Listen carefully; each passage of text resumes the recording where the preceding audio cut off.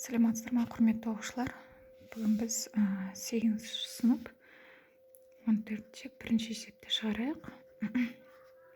Берілген жағдайын f x тең 2x квадрат азайту x азайту 4.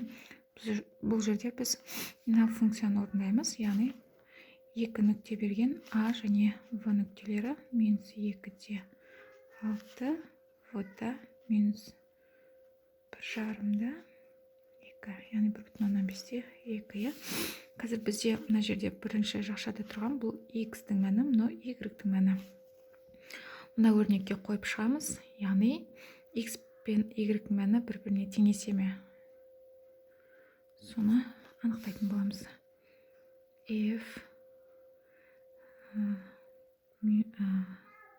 x мәні минус 2, бізде тек 2 көбейтілген минус 2 квадраты минус 2 минус 4.